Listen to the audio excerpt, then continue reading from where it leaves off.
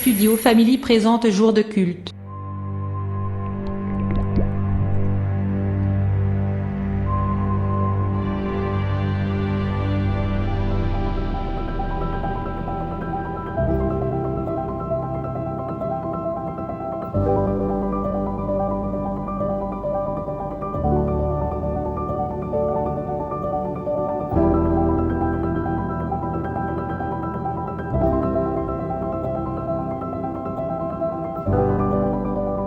Studio Family présente Jour de culte.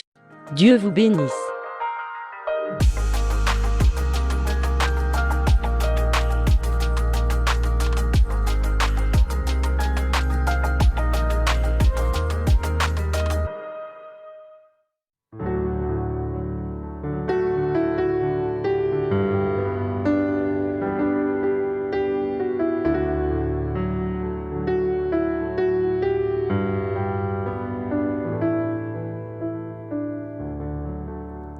Je désire être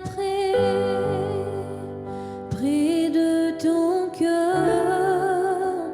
Les cieux deviennent vrais, la mort un mensonge. Je veux entendre la voix des anges chantant ensemble. Alléluia. Saint, oui, très saint, Dieu tout-puissant, le grand je suis, qui est digne, nul comme toi, Dieu tout-puissant, le grand je suis.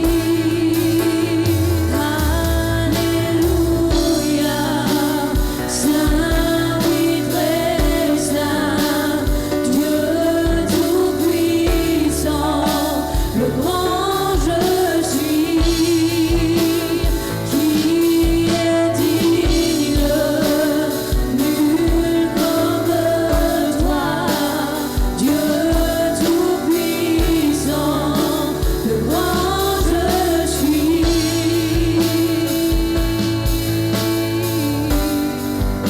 Le grand je suis.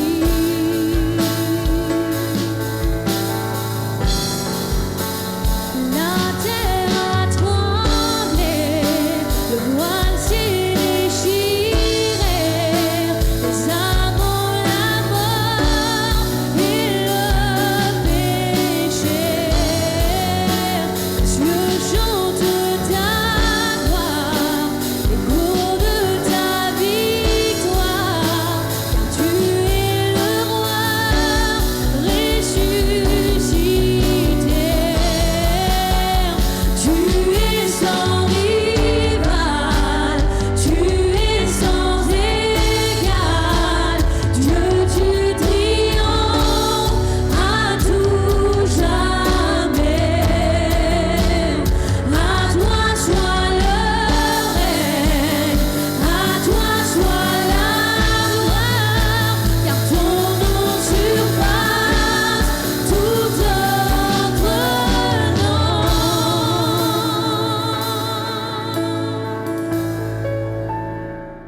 Salut la famille, j'espère que vous allez bien. C'est votre frère Chris qui vous parle. Nous sommes heureux de vous accueillir encore sur notre chaîne YouTube. Et aujourd'hui, nous allons voir avec le pasteur David Salan, êtes-vous sauvé? Très bonne question à se poser. Alors que Dieu vous bénisse et je vous souhaite une bonne écoute. Bonjour à toutes et à tous et bienvenue sur notre chaîne Tout est possible TV. On vous accueille aujourd'hui avec la parole de Dieu. On est heureux de vous accueillir et de partager cette parole. Si vous êtes chez vous, restez confortablement assis sur votre canapé. Si tu es au volant de ta voiture, ne tourne pas tes yeux sur l'écran, mais reste bien sur la route, d'accord? Mais écoute le message, écoute cette parole.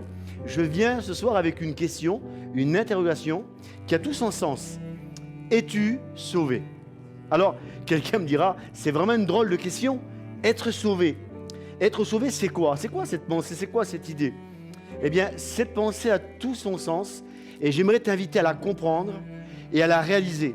Parce que vois-tu, être sauvé, ce n'est pas seulement échapper à l'enfer proprement parler, mais être sauvé, c'est vivre quelque chose d'extraordinaire. D'abord, être sauvé, c'est tout de suite comprendre.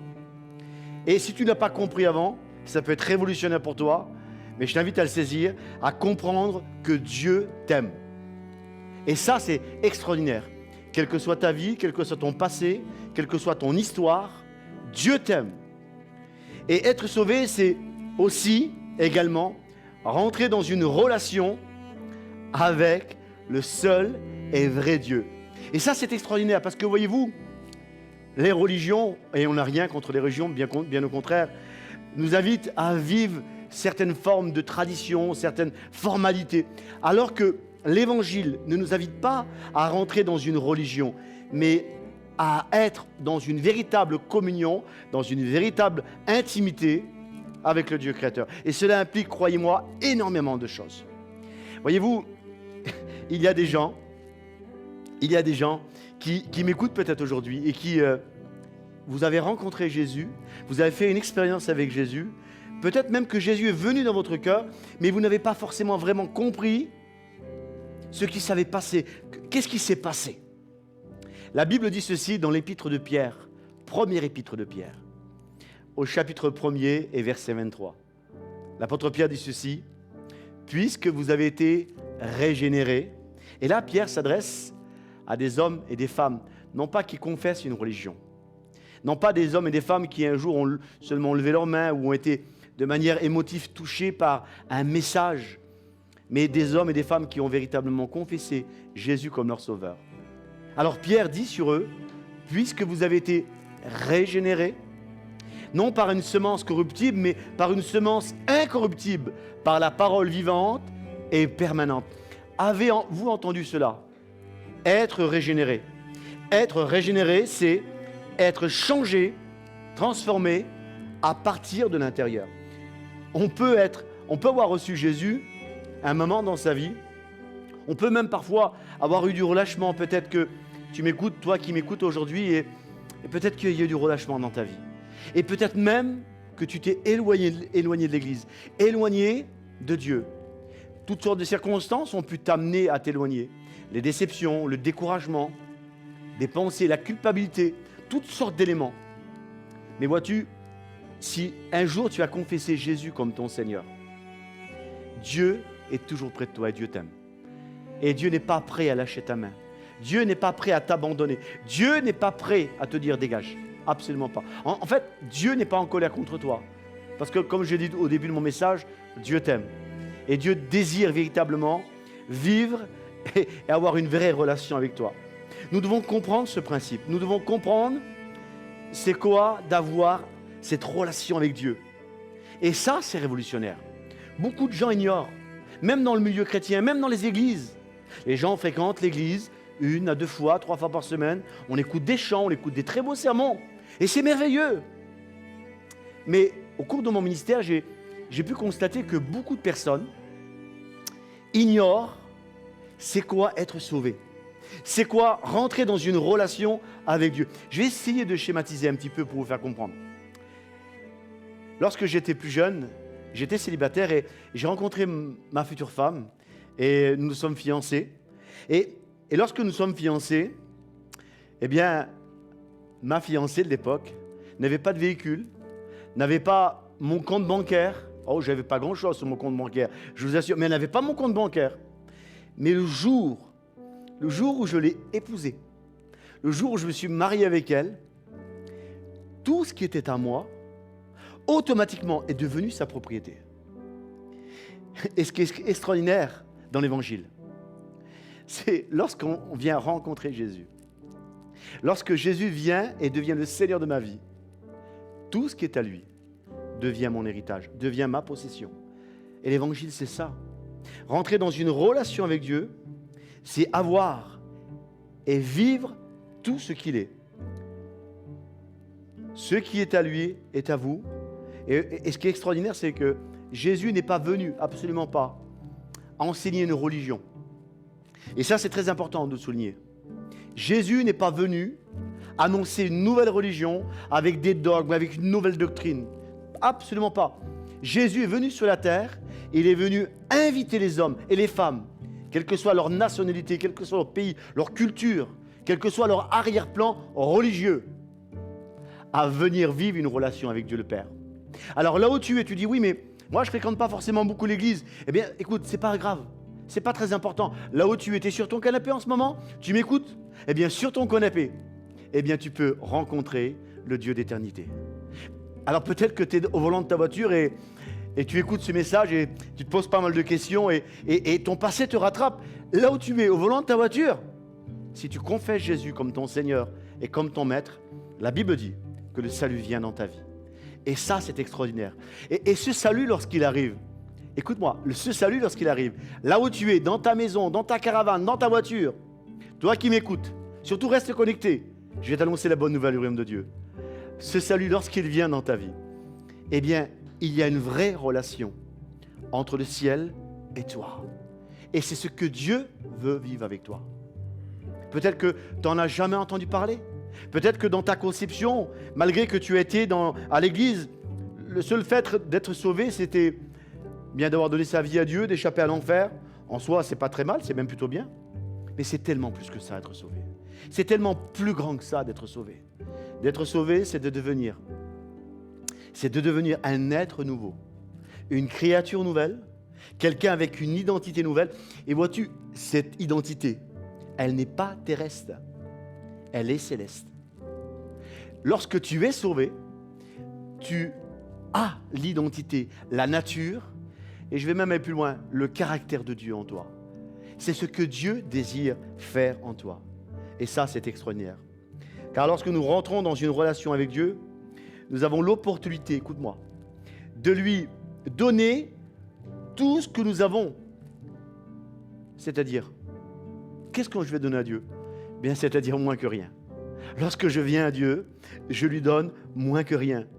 En d'autres mots, je lui donne mes soucis, mes ennuis, mes angoisses, mes douleurs, ma souffrance, mon péché et la multitude et la somme de tous mes problèmes.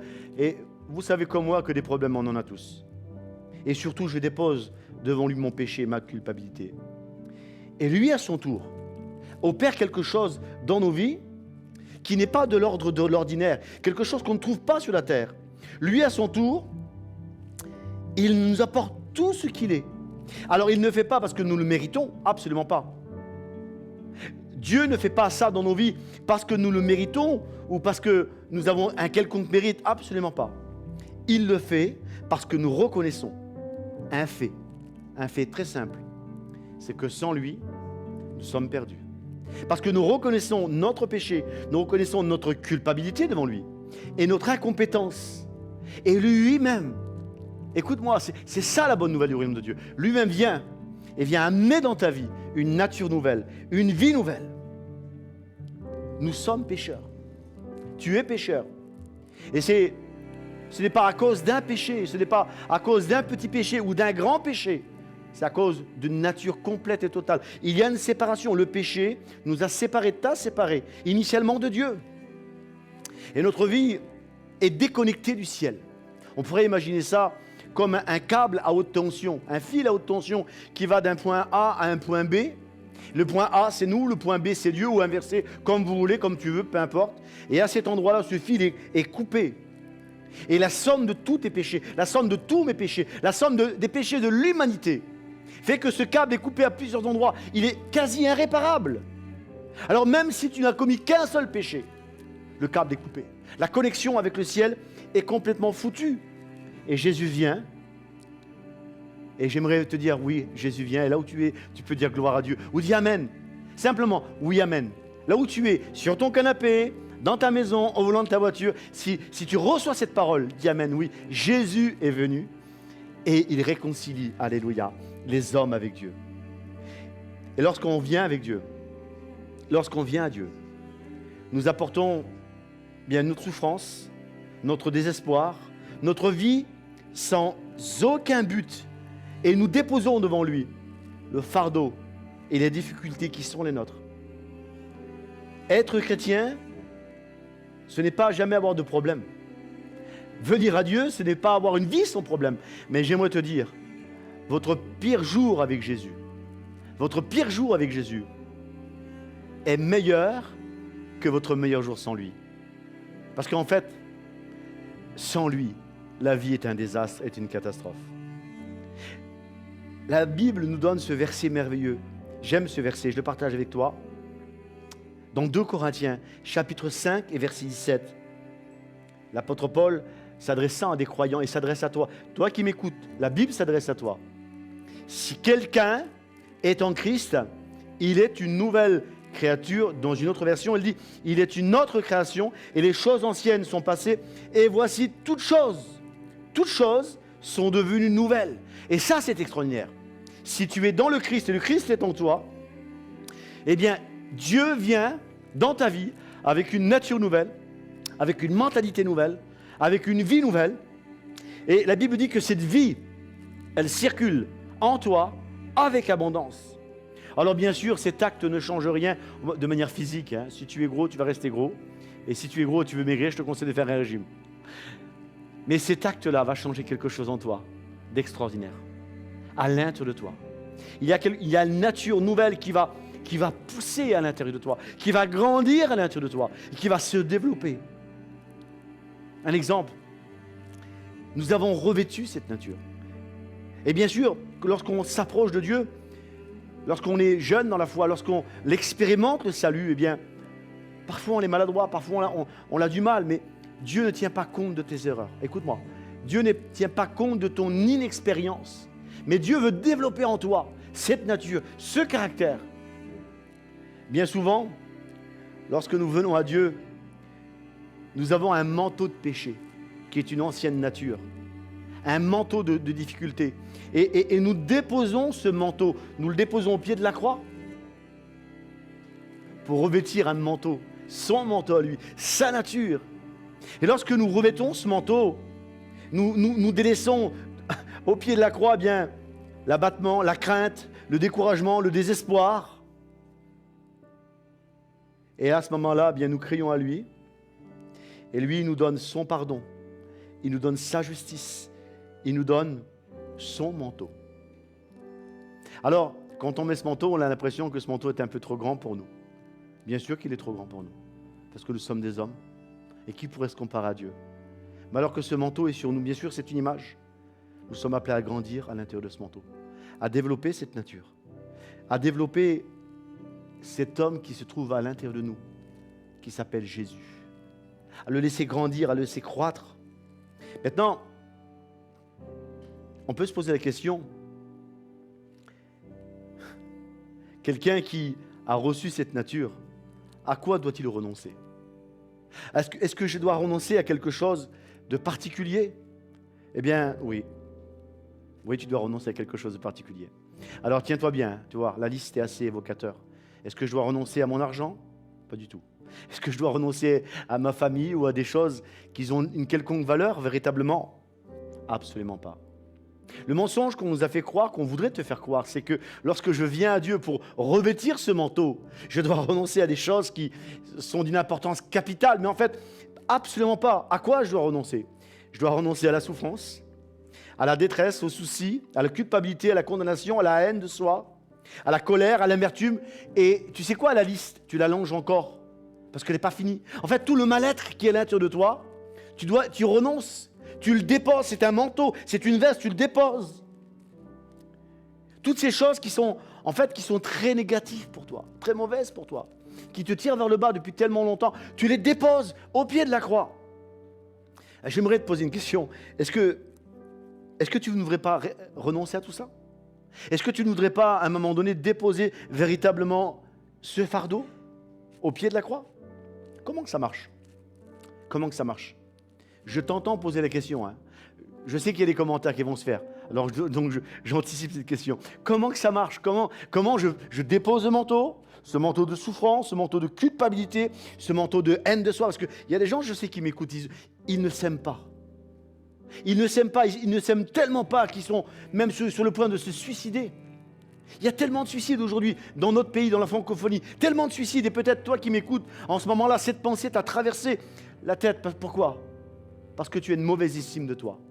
À cause d'un manteau trop lourd, trop sale, qui est le manteau du péché. Cette nature. Comment est-ce que je peux déposer ce manteau? Reste connecté encore quelques minutes avec moi, je vais t'expliquer ceci. La Bible nous donne un verset extraordinaire. En parlant de Jésus, je vous cite ce verset dans 2 Corinthiens chapitre 5 et verset 21. L'apôtre Paul, l'auteur de Corinthiens, va dire ceci, en parlant de Jésus, « Celui qui n'a pas connu le péché, le seul qui n'a jamais mis le manteau du péché, la nature du péché, l'être du péché, Jésus, celui qui n'a jamais connu le péché. Sais-tu que Jésus n'a jamais péché? Il est le seul homme, il est né sans péché, il a vécu sans péché, et tu sais quoi? Il est mort sans péché. Toute son existence n'était que sainteté. Et la Bible dit que celui qui n'a pas connu le péché, il, Dieu, l'a fait devenir péché pour toi et pour moi, pour nous, afin que nous devenions en lui justice de Dieu. Il n'a jamais eu besoin de porter le manteau du péché. Mais lorsque Jésus va à la croix, il prend ce manteau volontairement. Il prend ce manteau, ton manteau, ta culpabilité, la haine, l'amertume, la tristesse, l'angoisse, même ta maladie, ta dépression, ton désir de mourir. Il le porte sur lui. Il porte ce manteau. Il va jusqu'à la croix.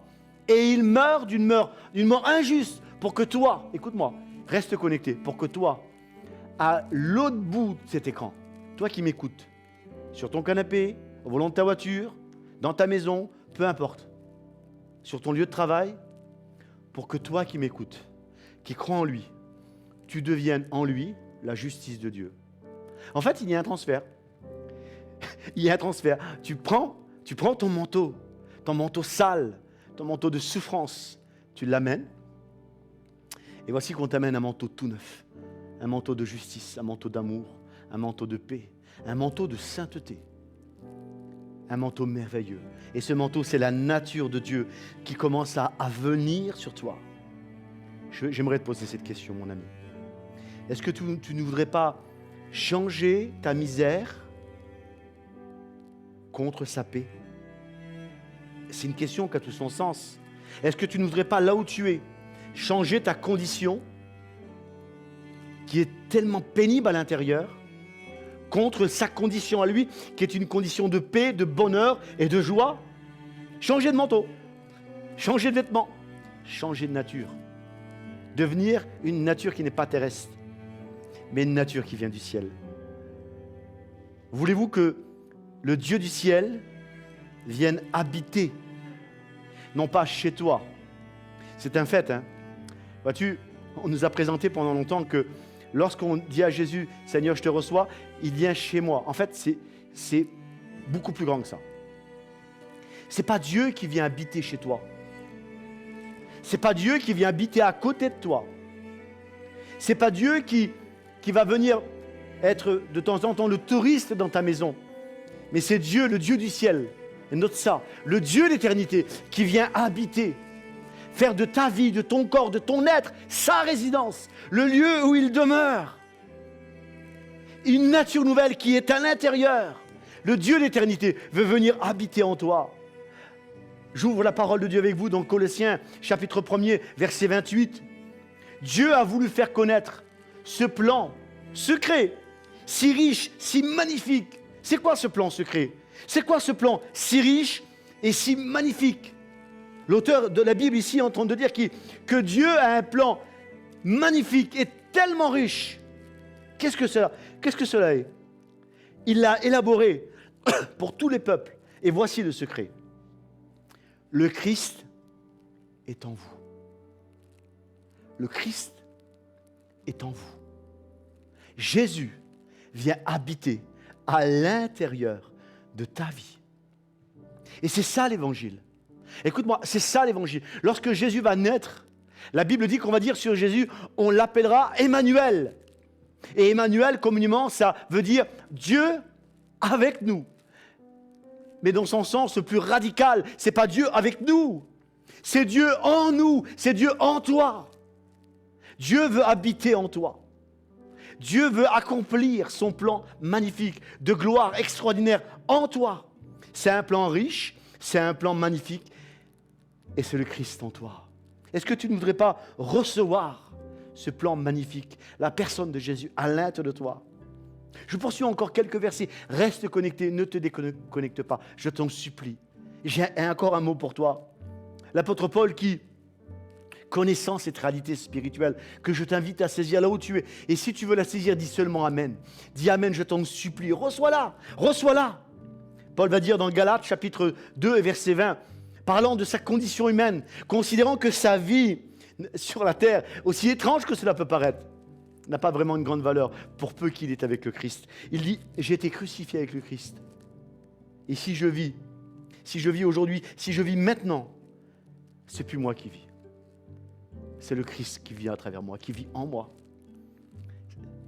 Paul est en train de dire ici, je suis plus Paul. Mon nom que vous connaissez, c'est Paul. Et moi, voyez-vous, mon prénom, c'est David.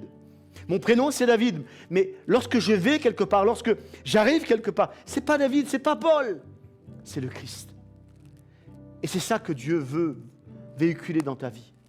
C'est ça que Dieu veut faire. C'est ça être sauvé. C'est ça appartenir à Dieu. C'est Dieu qui habite à l'intérieur de toi et qui se manifeste. Le problème est que beaucoup ne laissent pas Jésus vivre en eux. Une mentalité faussée, un caractère, une compréhension du royaume empêche Jésus de se développer en eux, de grandir en eux. Le même Paul va dire ceci dans les Galates chapitre 4 et verset 19, parlant de l'Église, et il leur dit jusqu'à ce que le Christ soit formé en vous. Et je sais que je parle à quelqu'un, et j'aimerais seulement t'expliquer ce verset. Tu es venu un jour à l'Évangile, et Jésus est venu habiter dans ton cœur. Il s'est passé quelque chose, mais il y a comme une forme d'instabilité dans ta vie, une forme d'immaturité, parce que ta mentalité n'a pas été renouvelée, parce que ta compréhension de qui est Dieu n'a pas été renouvelée. Et tu n'as pas laissé le Christ, tu n'as pas laissé Jésus grandir, former en toi. Et à travers ce message, j'aimerais t'inviter à laisser Jésus grandir en toi, à te laisser renouveler dans ton intelligence, à comprendre ce que Dieu veut. Dieu ne t'a pas seulement appelé à échapper à l'enfer. Et ça, c'est, comme j'ai dit précédemment, c'est extraordinaire. Mais au-delà de ça, Dieu désire de tout son cœur vivre une vraie relation avec toi. Une véritable relation, une véritable intimité avec toi. Et pour cela, il faut que le Christ grandisse en toi. Laisse-le grandir, je t'en supplie. Lorsque le Christ grandit en toi, qu'est-ce qui se passe? Il y a une nature nouvelle qui pousse. Est-ce que nous pouvons constater quand un pommier pousse, automatiquement, qu'est-ce qu'il produit? Dis-le. Quand un pommier pousse, qu'est-ce qu'il produit? Il produit des pommes. Lorsqu'un poirier pousse, automatiquement, eh bien, il va produire des poires. Lorsqu'un homme, lorsqu'une femme laisse pousser la nature de Dieu en lui, lorsqu'un homme et une femme est véritablement sauvé, il produit un fruit de justice, un fruit d'amour, un fruit de bonté, un fruit d'intégrité. Il manifeste sur la terre qui est Dieu, parce que Dieu a une relation avec lui. Et c'est ça l'évangile.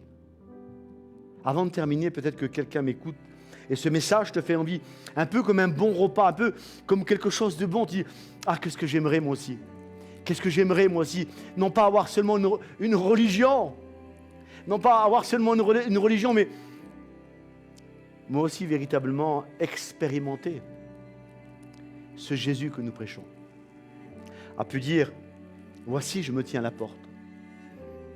L'expression « je me tiens à la porte » ici nous donne une image assez mélancolique de Jésus qui est à l'extérieur d'une maison.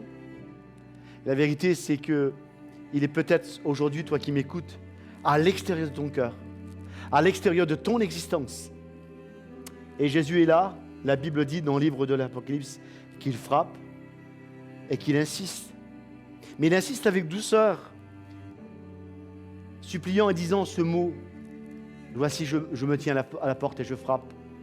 Si quelqu'un entend ma voix et qu'il ouvre, parce que c'est une chose d'entendre la voix de Dieu.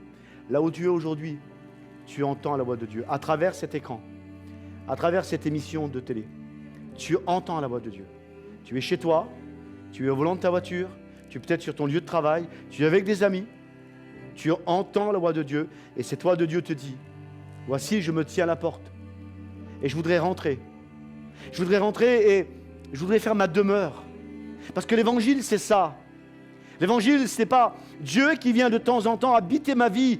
L'évangile, ce n'est pas Dieu qui, de temps en temps, va passer, va circuler de gauche à droite. Absolument pas.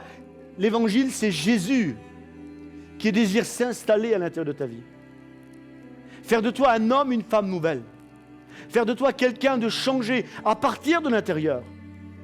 Que la frustration, la colère, la haine, l'amertume, la souffrance disparaissent dans ta vie. Et qu'un homme nouveau apparaisse. Qu'une femme nouvelle apparaisse. Que la tristesse soit balayée. Et que cet homme nouveau apparaisse. Cette question mérite d'être posée. Es-tu sauvé? Note bien ceci. Je ne t'ai pas posé la question, es-tu chrétien? Je ne t'ai pas posé cette question, pourquoi? Parce que beaucoup de personnes peuvent confesser qu'ils sont chrétiens. Ils ont adhéré à une religion, ils ont adhéré à une idée, ils sont tout à fait d'accord avec la pensée du christianisme. Et peut-être toi qui m'écoutes, tu es entièrement d'accord avec la pensée du christianisme. Dieu est au ciel, Dieu est bon, il a envoyé son Fils. Et ça, c'est extraordinaire. Mais ma question est, es-tu sauvé? Ma question est, est-ce que Dieu est venu habiter ton cœur? S'il ne l'a pas fait, si il ne l'a pas fait, c'est que tu ne l'as pas encore permis de le faire. Si Dieu n'est pas venu habiter ton cœur, c'est que tu ne lui as pas permis encore de le faire. Mais là où tu es, j'ai cette bonne nouvelle, là où tu es, Dieu maintenant veut, Dieu désire venir habiter ton cœur. Je t'invite à fermer les yeux. Si tu es sur ton canapé, ferme les yeux avec moi. Si tu es au volant de ta voiture, garde les yeux bien ouverts. Mais si tu pourrais seulement même lever ta main et dire, Seigneur, aujourd'hui, je veux de cette vie. Moi, aujourd'hui, je veux que tu viennes habiter en moi. Je veux cette nature nouvelle. Je veux délaisser ma souffrance, délaisser ma misère, délaisser mon angoisse, délaisser mon amertume, ma dépression devant toi. Je veux être cet homme et cette femme nouvelle. Reçois-le maintenant dans le nom de Jésus. Soyez bénis. Amen.